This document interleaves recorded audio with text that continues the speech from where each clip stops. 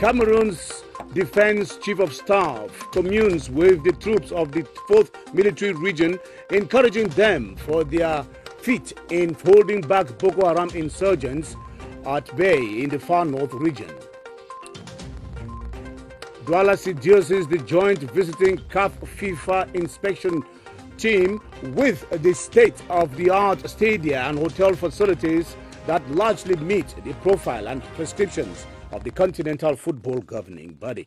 Those are our lead stories. Hello and welcome. I am Ben Menopufong in Yaoundé, and this is the 7:30 News.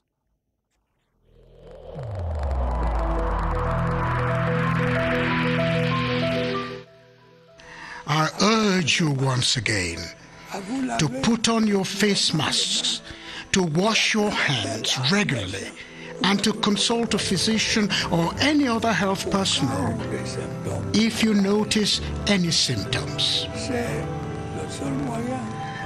This is the only way to save lives and to curb the spread of the virus.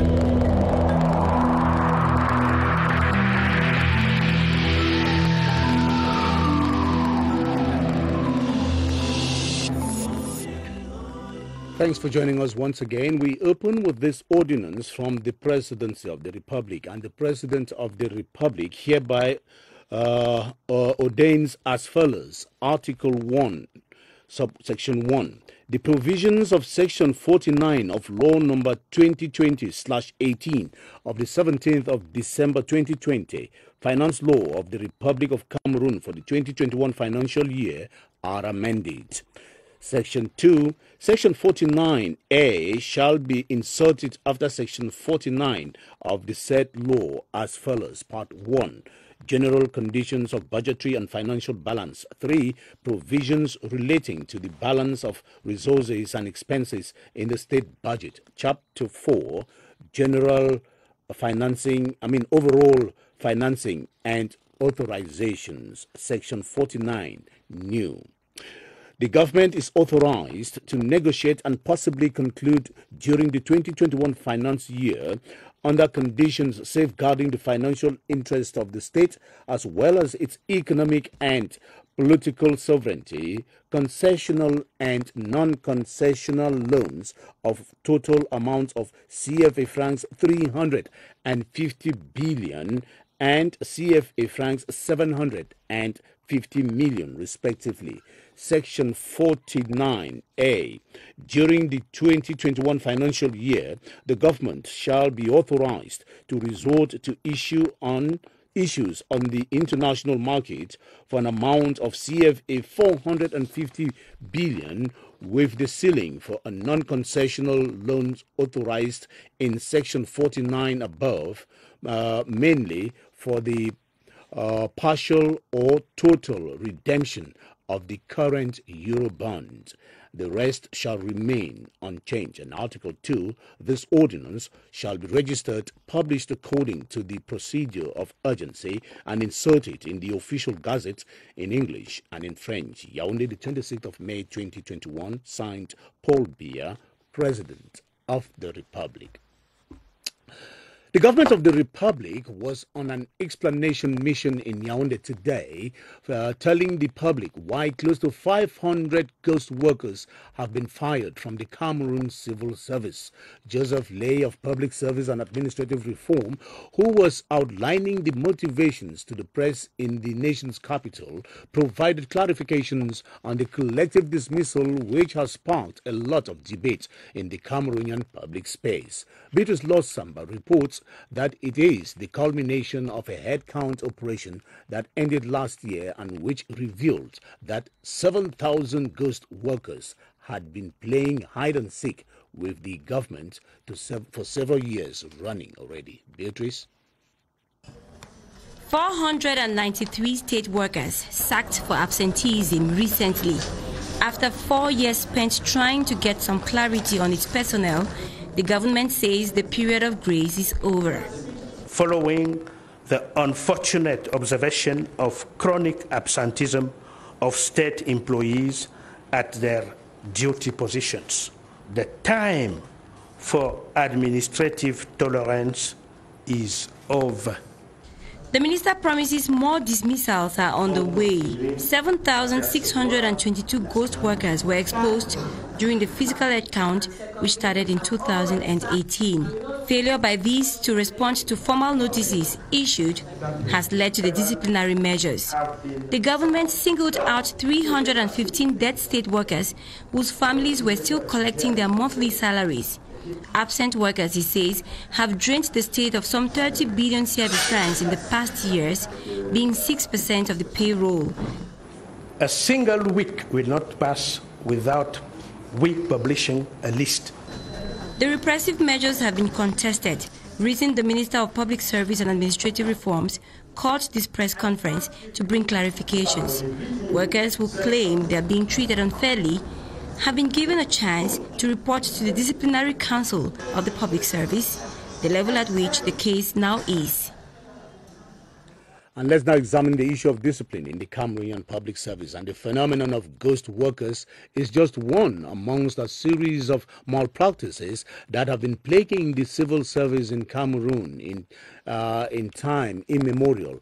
From laxity to the complicity of bosses, through the duplicity and irresponsibility of workers, the chain of malaise and unorthodox practices is simply long and winding. As Constantine Baum reports, the greatest of all the users of the public service in Cameroon is the absenteeism, which surprisingly seems to be condoned by most bosses. Names of civil servants who have absconded their duty posts are regularly read on CRTV's national station for them to return to work, failure of which will attract sanctions as per the penalties provided by law. The public has diverse views on who should be blamed. If the administration is present, I don't see how the subordinates too will not be present. So, and you, the subordinate, you should know that you are paid for that job. If some people is absent in the office, I think that is the mistake of the personnel. You are not working for yourself, you are not working for somebody, but you are serving the Cameroonian population. The head of services, some of them are relaxed. They are not hard. They themselves, they come to work very late. There is much talk about effective presence at work and not effective work being done. Tracking people and pay them according to the number of hours that they work. You have been given 1, 2, 3, 4, 5 tasks, and you must submit for that day, and for that week, and for the month. If that is done, it will discourage absenteeism. A new paradigm of management, which we call management by objective. Each task in a service have their objective, their input to give the service to attend their objective. Experts say civil servants who keep abusing the public service that is struggling to establish and foster rigor and above all professional awareness among its workers should be severely punished. But if absenteeism has become chronic in the public service in Cameroon, in the private sector and some public enterprises, the practice has been put under check as workers are remunerated for hours of work and not hours at work. Joyce Kimbi Fawaju visited some para-public establishments in Yaoundé today where lateness and absenteeism have been reduced to the barest minimum and now reports on their mode of operating. 7:20 a.m. at the National Social Insurance Fund, Yaoundé. Workers are all on seat for fear of being sanctioned for lateness after 7:30 a.m. It also permits us to locate workers who dodge from work or leave before time. The application tells at what time the worker came in or left. Same scenario at the Special Council Support Fund, Fcfa, where gates are closed daily at exactly 7:30 a.m.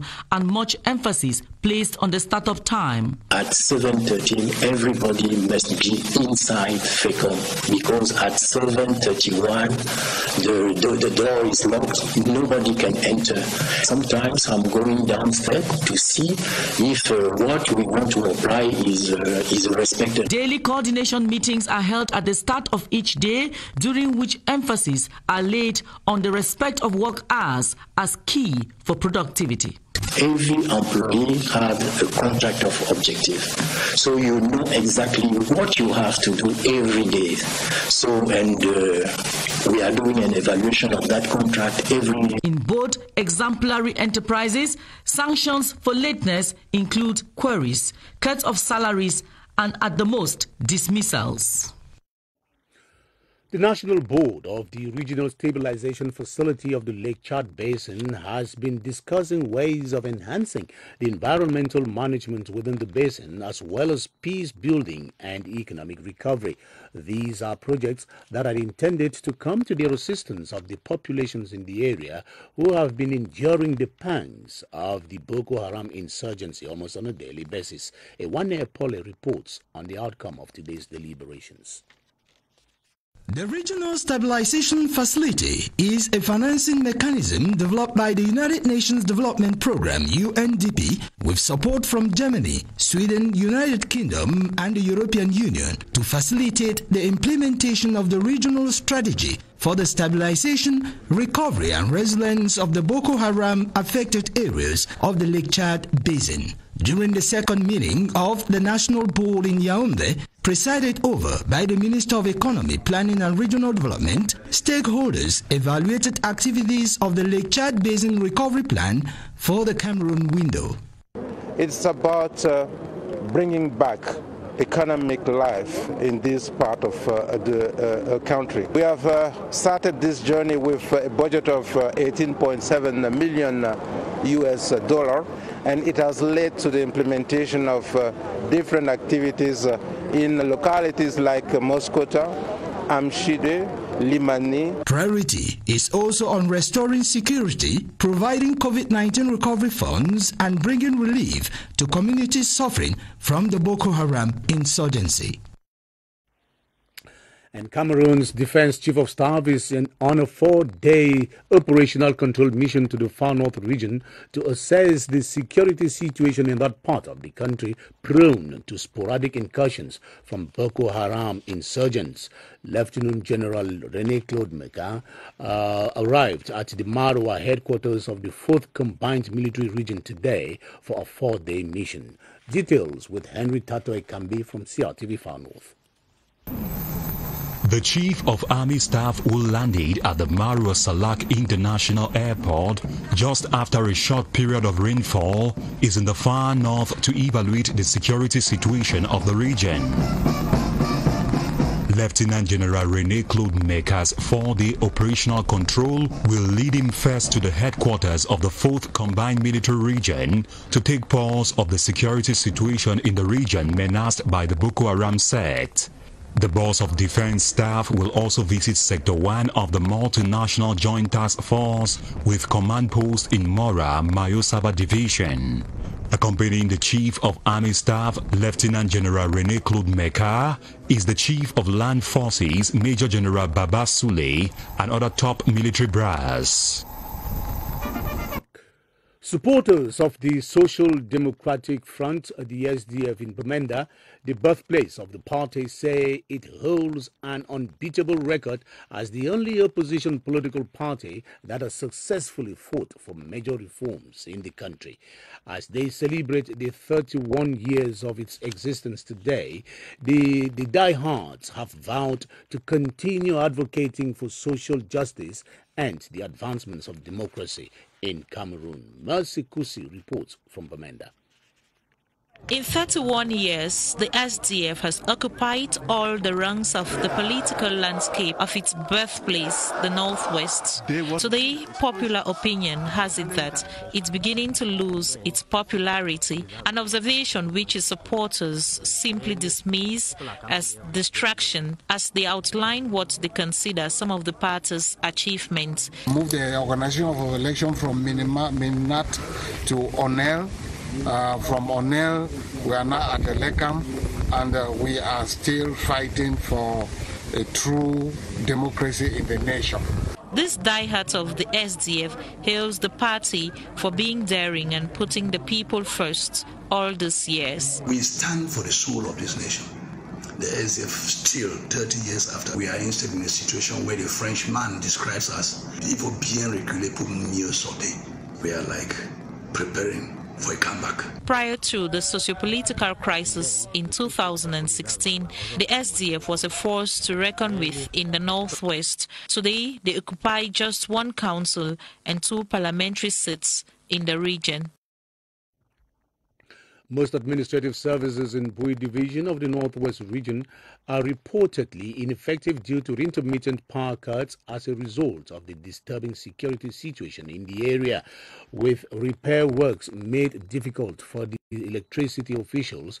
The mayor of Kumbu, Dr. Venatius Mborong, has donated power generators to the senior divisional officer and public security department to render the production of identity cards and other administrative documents effective. From Bamenda, once again, Eric Langmia Wufo reports.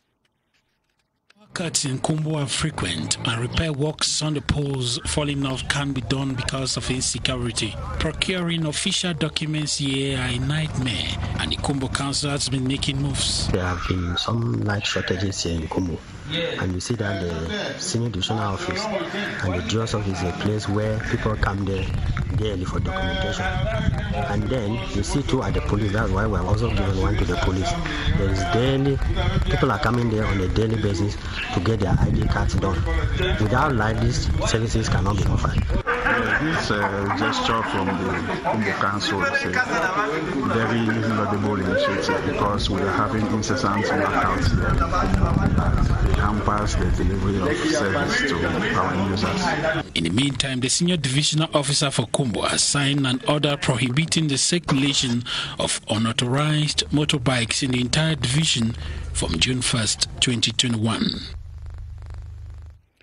The first ordinary session of the Central Regional Council opened in Yaoundé today with focus on the 2021 budget and the examination of the internal rules and regulations governing the decentralized entity. The session, which will last 3 days, is being chaired by the first Vice President of the Council, Jean-Claude Sanama Nkodo. Ebude Ekano reports from CRTV Center.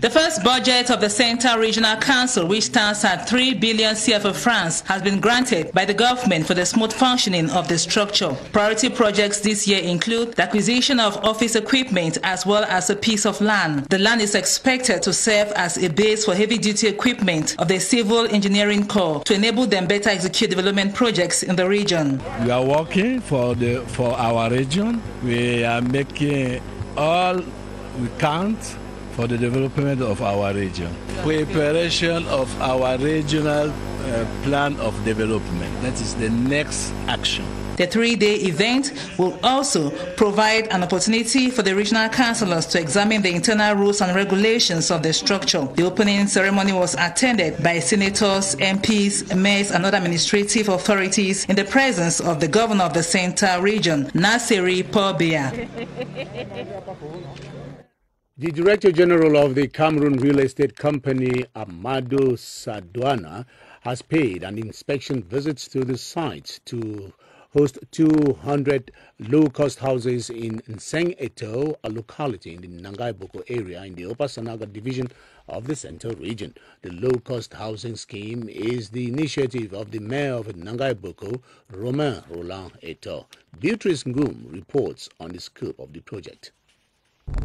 A drive into the equatorial forest, precisely to Nangai Boko, the council of the locality, has a project that needs the attention of the Cameroon Real Estate Company. It intends to construct some 200 low-cost houses and the 15 hectares land earmarked to host the project on the Nseng Eto former side of Kotko has been identified. The Director General of the Cameroon Real Estate Company, flanked by local authorities, is visiting the site of the council housing estate project. Locals say the estate project will boost the economy of the locality. This project will reduce unemployment. Natives will be employed. The activities of traders will flourish. The population is satisfied, and our prayer now is for it to take off soonest. The site is known It's now time to raise funds for the execution of this rental housing project, which will be owned and managed by the Nangai Boko Council. The government of the Republic and the African Diplomatic Group in Yaoundé have been discussing how Cameroon's anti-corona strategy factors into the continental policy. The gathering that held at the Ministry of External Relations in the presence of the Public Health Minister Manauda Malachi was coordinated by the Minister Delegate in the Ministry of External Relations in charge of cooperation with the Commonwealth, Felix Mbayo. Charles Abune reports. A rectangular-shaped table at the Ministry of External Relations, adorned with Cameroonian, African Union and other African countries' flags. On one side of the table, Cameroonian government officials, including Public Health Minister Manauda Malachi, and on the other side of the table, African diplomats accredited in Cameroon. One topic to discuss: the Cameroonian strategy against COVID-19. Diplomatic Corps gives his felicitation to Cameroon. Chaired by the Minister Delegate to the Minister of External Relations in charge of cooperation with the Commonwealth, Felix Mbayo, Public Health Minister outlines strides made by Cameroon to minimize the spread of the pandemic.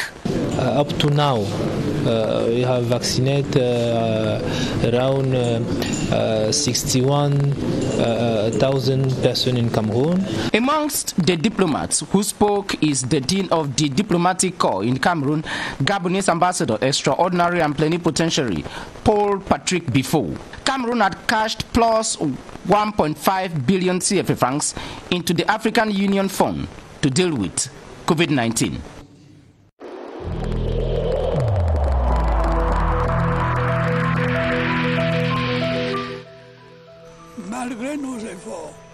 Despite our efforts, COVID-19 plunged many families into mourning and seriously hampered the functioning of our economy and society.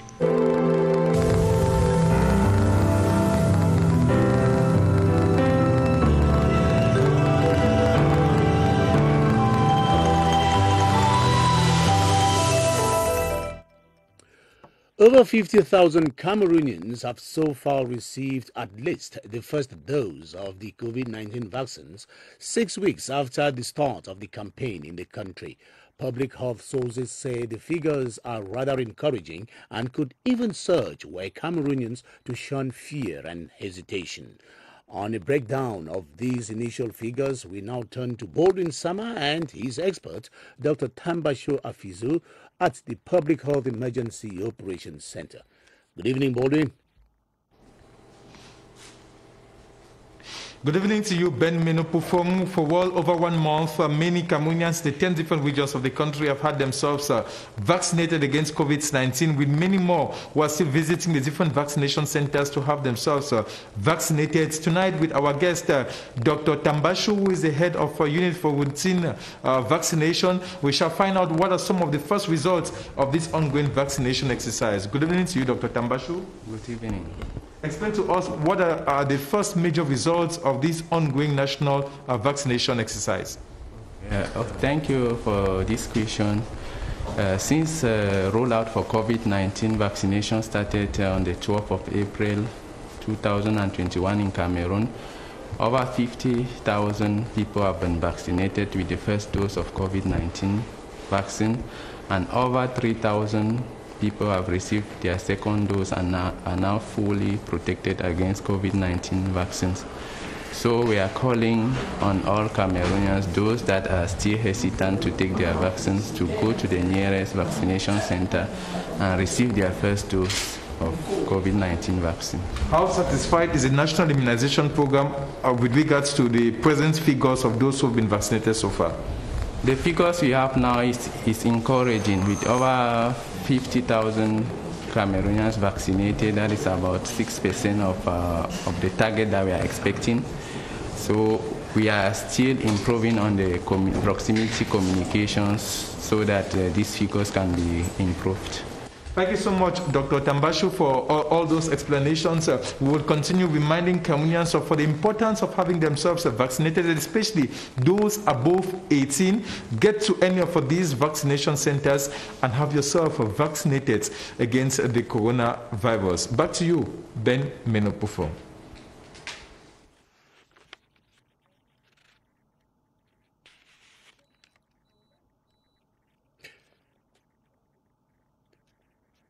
Thank you very much, Baldwin Summer, and we hope to be getting more from you from the Public Health Emergency Operations Centers tomorrow. On to this brief now. The newly enthroned traditional ruler of Garwa, Lamido Ibrahim Suleimanu El Rashidini, is in Yaoundé. It is the first outing of the Lamido since his enthronement about 3 weeks ago. His Royal Highness Ibrahim Suleimanu El Rashidini has come for a contact visit with the elite of Garwa living in Yaoundé, among them a number of cabinet ministers. Cameroon's Ministry of Public Health was today hosting a video conference to extend partnership to other obstetric obstetric fistula in the country, and it was holding in the presence of the Minister of Public Health, Manauda Malachi, who used the event to also launch the campaign to fight to end the obstetric fistula in Cameroon. Details with Alice Mbe.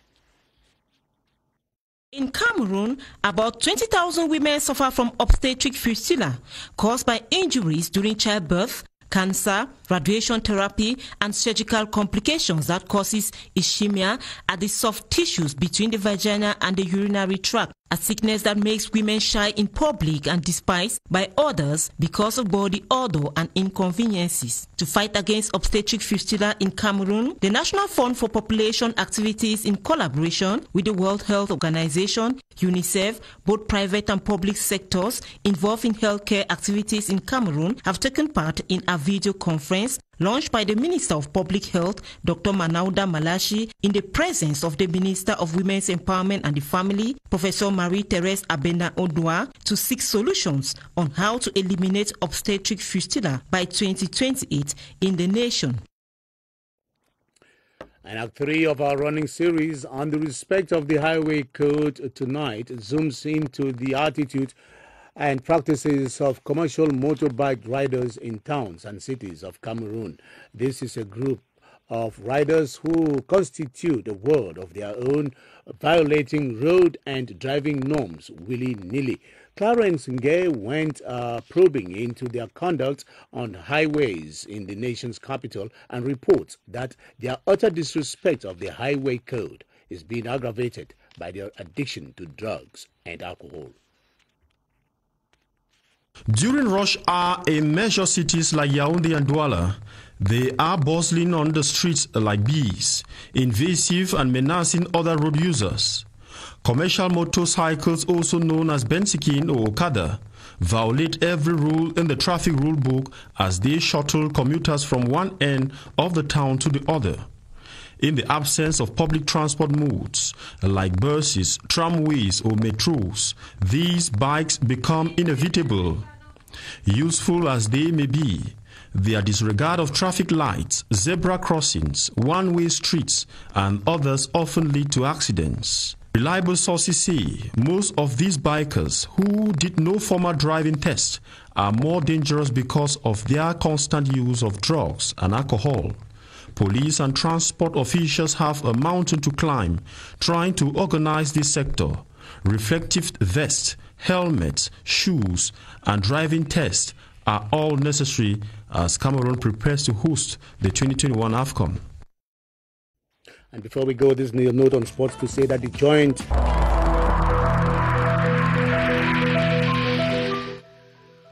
I urge you once again to put on your face masks, to wash your hands regularly, and to consult a physician or any other health personnel if you notice any symptoms. This is the only way to save lives and to curb the spread of the virus.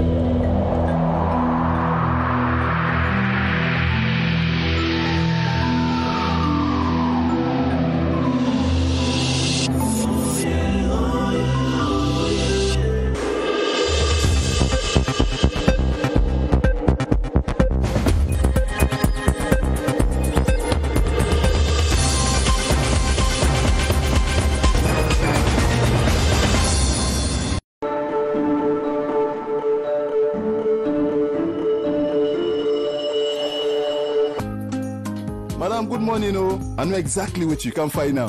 You know me very well. I am a faithful customer of my yard. Ah, madam, you correct, oh. See my pop-up as he fine and he really brown. And my fish for roastam. Trust me, it really tastes so. 100% extra refined, perfectly balanced. Mayo is rich in vitamins and it makes life so light.